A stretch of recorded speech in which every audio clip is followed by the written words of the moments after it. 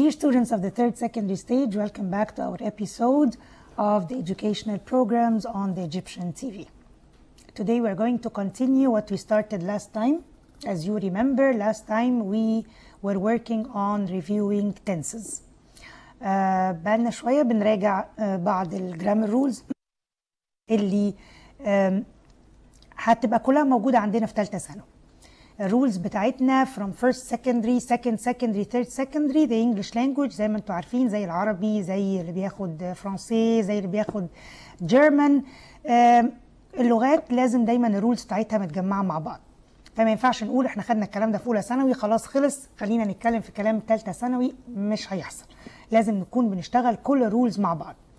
أخذنا كذا سيشن قبل كده راجعنا فيهم group of rules and grammatical forms. راجعنا كمان different forms of the modals.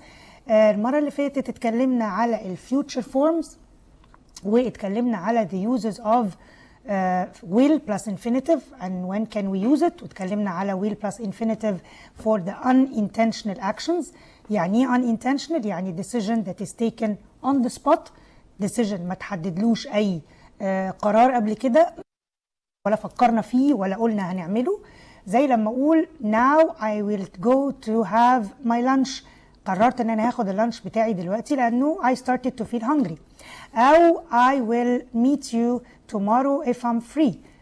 If I'm free لو أنا فاضي يبقى أنا ممكن أشوفك بكرة، برضو something that is unplanned. اتكلمنا كمان على the use of future with be going to plus infinitive، وقلنا انه لو انا بتكلم على something that will happen in the future وانا متوقع انه الحاجة دي هتحصل لانه في بعض الاثباتات او الايفيدنس اللي بتقول ان الاكشن دي it will take place، برضو we are going to use be going to plus infinitive. شكلها غريب او شكلها عايزين نقول هي مش will اللي احنا بنستعملها عادة، لكن هي برضو واحدة من the uses of the future forms. If I say for example look the clouds are so dark so I imagine it's going to rain tomorrow, or the boys are playing very well, they trained very well وبالتالي they are going to win the match. في عندي evidence، في عندي proof بيقول انه this is going to happen. استعملنا كمان من الفورمز of the future لو بنتكلم على a planned action in the future، متأكد ان هي هتحصل، اخدت كل البريباريشنز بتاعتي عشان عارف ان هي هتحصل. لما اقول I am going to travel to London next year to study، يبقى انا عملت preparation بتاعتي، I reserved my tickets, I got my visa, I had my passport ready، وقررت ان انا السنة الجاية هسافر اكمل بقية الدراسة بتاعتي. ما كانش ممكن استعمل معاها will plus infinitive لانه will plus infinitive is for actions that can happen من غير تفكير كتير، من غير planning، ملهاش اي ترتيبات بنعملها حتى، وبالتالي نقدر نستعمل فيها will. اما be going to لازم فيها حاجة planned. اتكلمنا كمان على الفيوتشر كونتينيوس لاست تايم، واتكلمنا على الفيوتشر بيرفكت سريعا. النهارده بنكمل حته مهمه جدا للفيوتشر لو بنتكلم على بروجرامز. يعني انا لو عندي حاجه ليها بروجرام ما بتتغيرش تقريبا سنويا او شهريا، I need to use the present continuous بس شكله بيبقى زي البريزنت.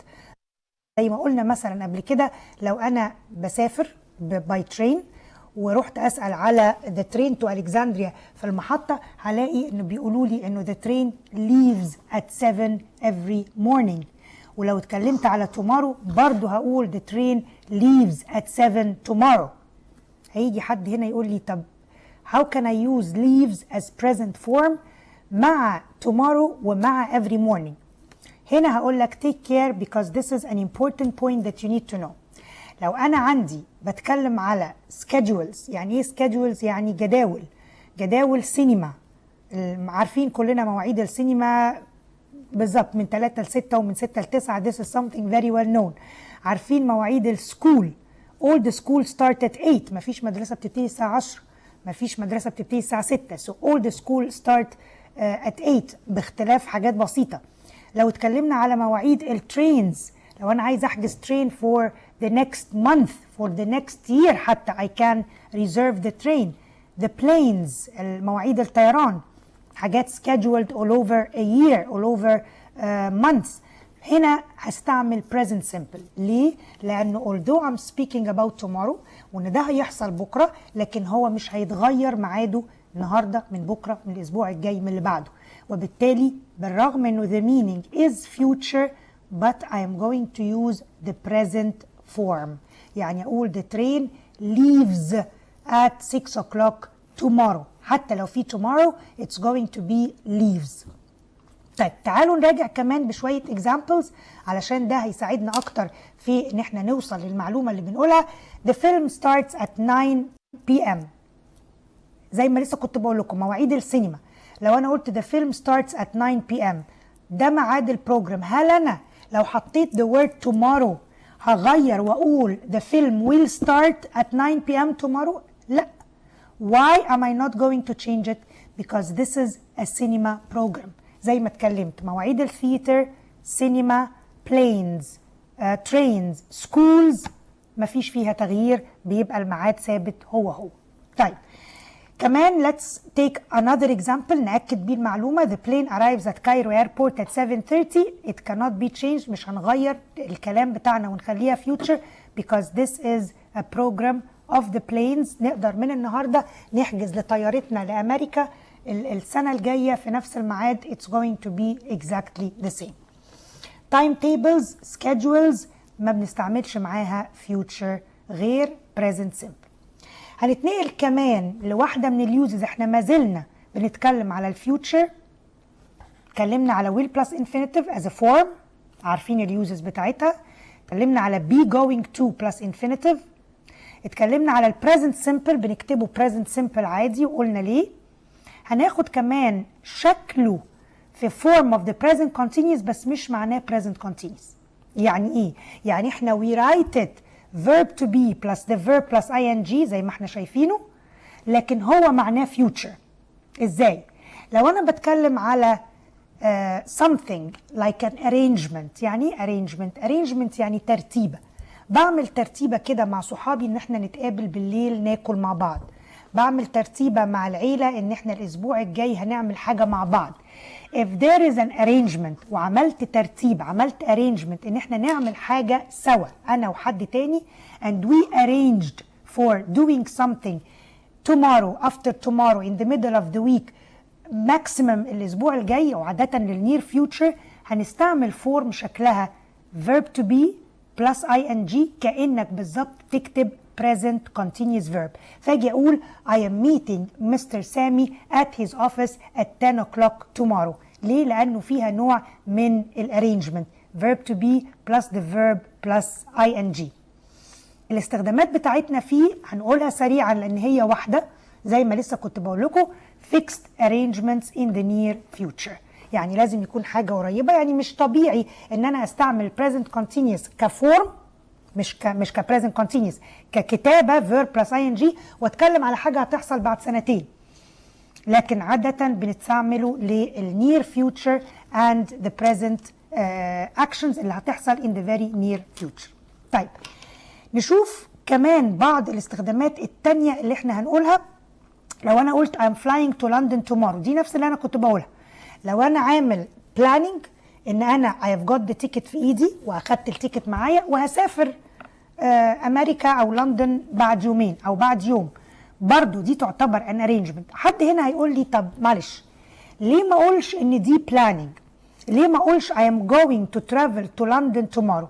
هي مش هيبقى الاختلاف انه هي غلط او صح. I'm going to فيها اكتر planning لمسافة ابعد.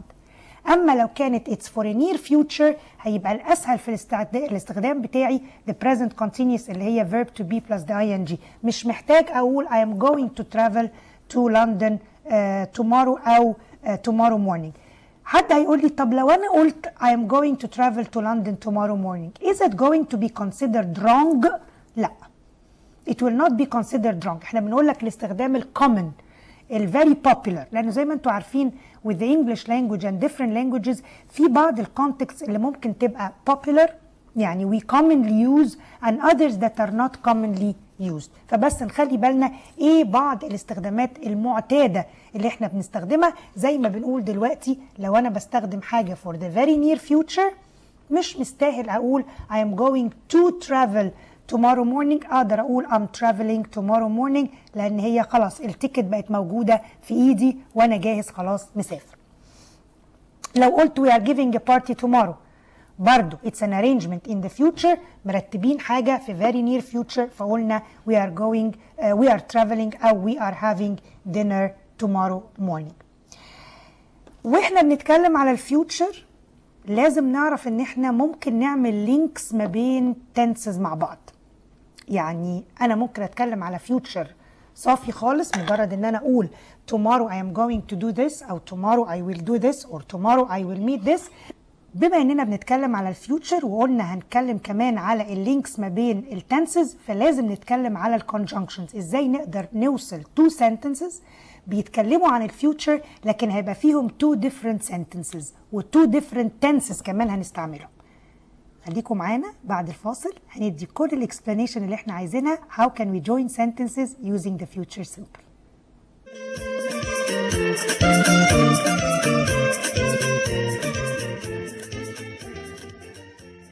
طيب خلونا نتكلم دلوقتي ازاي هنعمل اللينك ما بين الفيوتشر and different other tenses.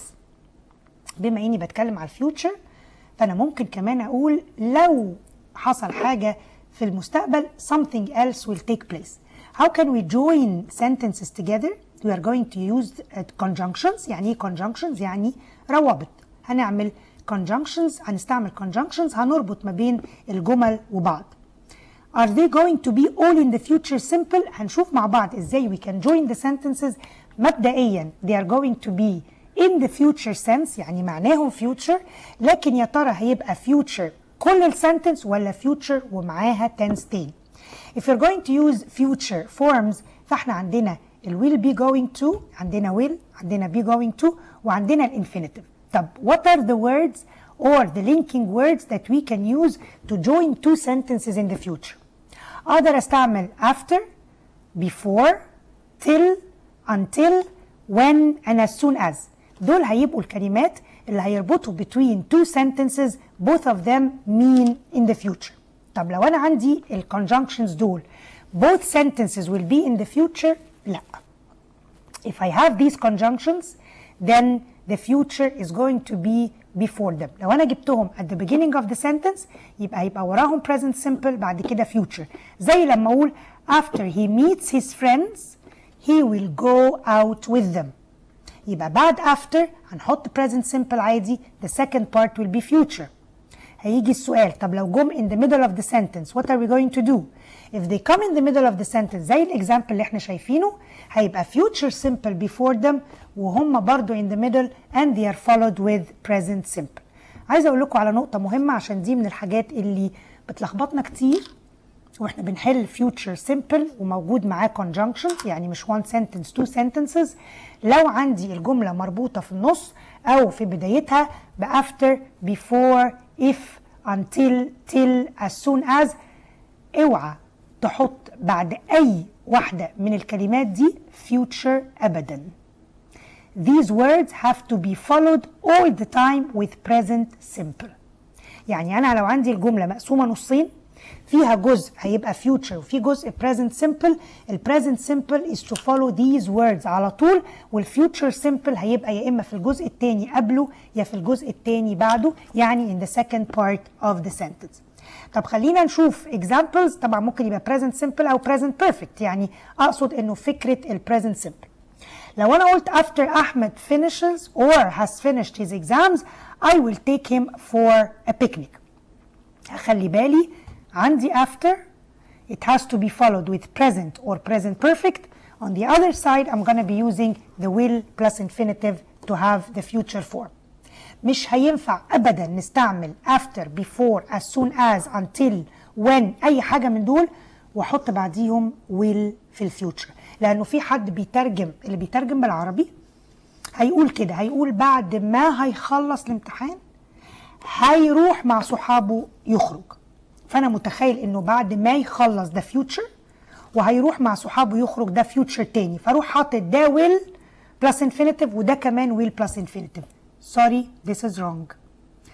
The words after كل الكلمات اللينكينج ووردز اللي قلناهم الفيرب has to be in the present or the present perfect.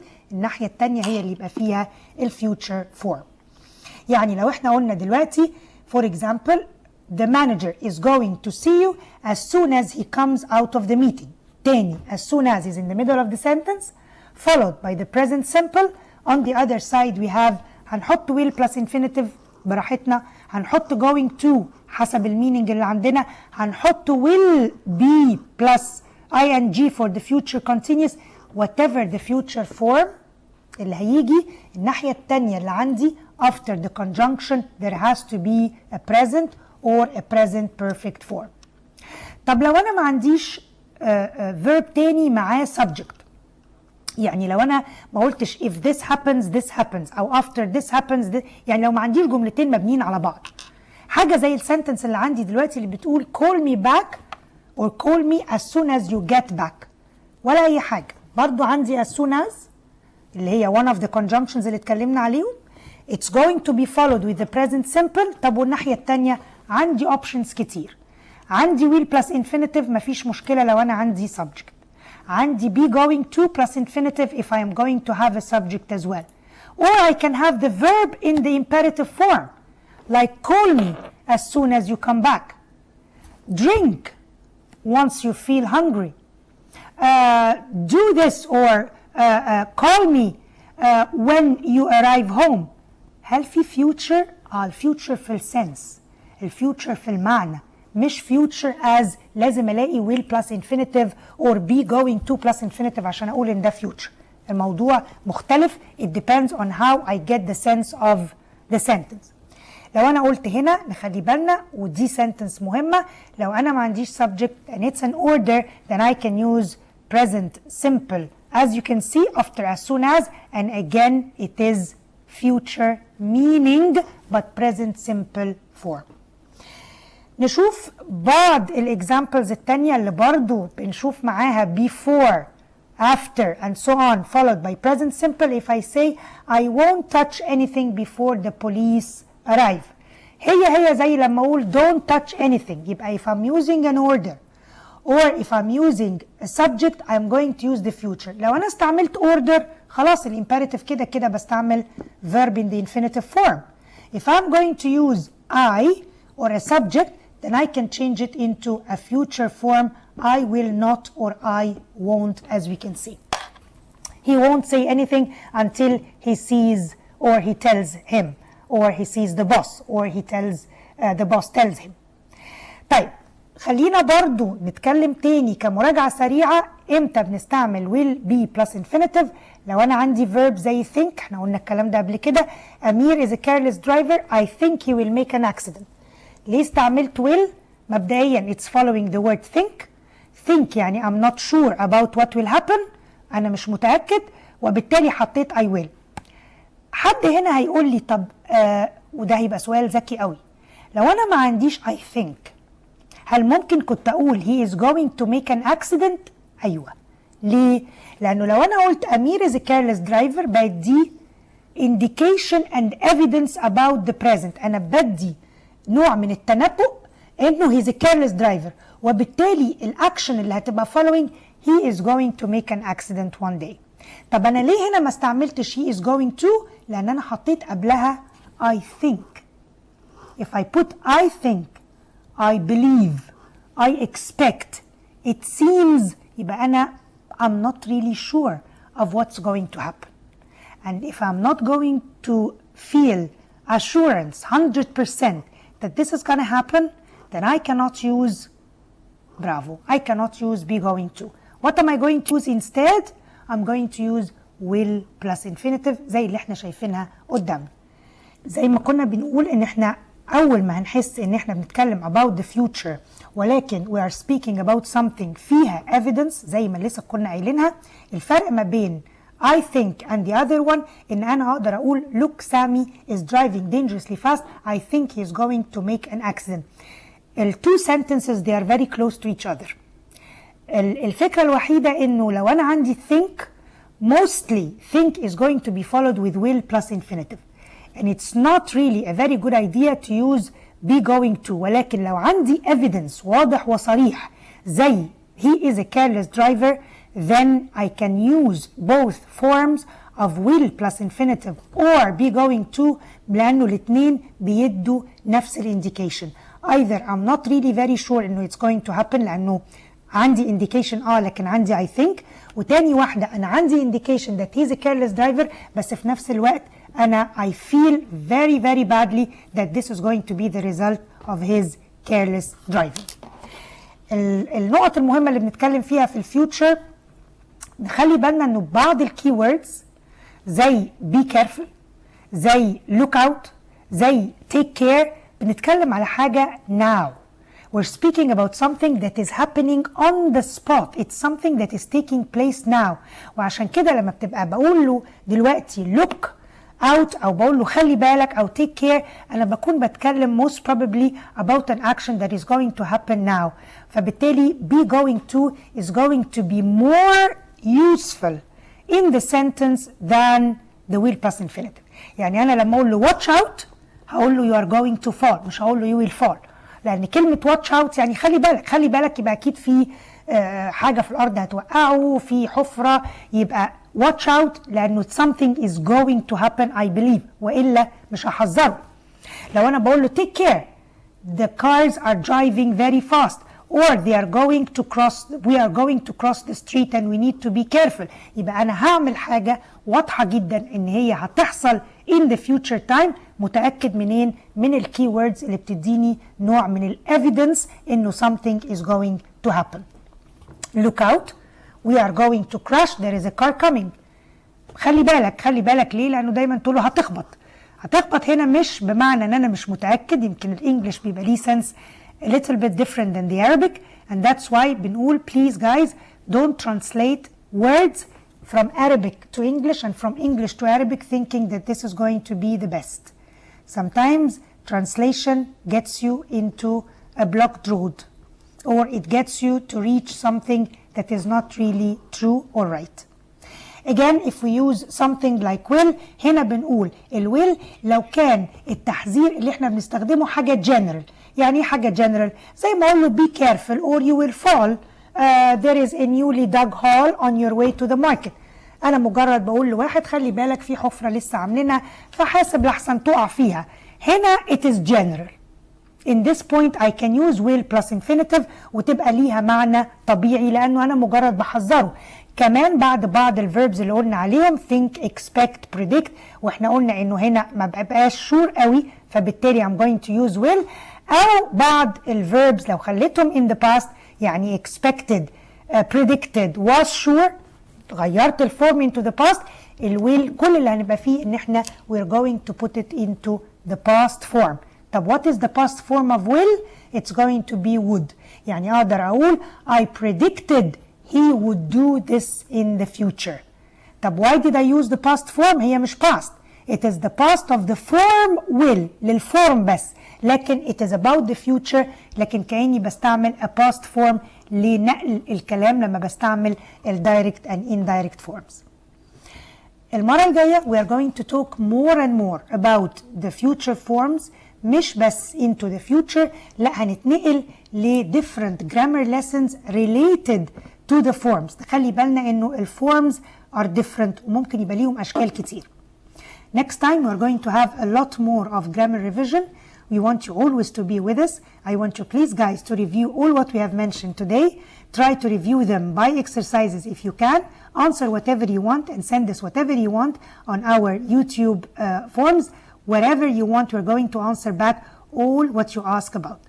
Thank you guys for today. We're happy to be with us and we're waiting for all of you next time. Thank you and goodbye.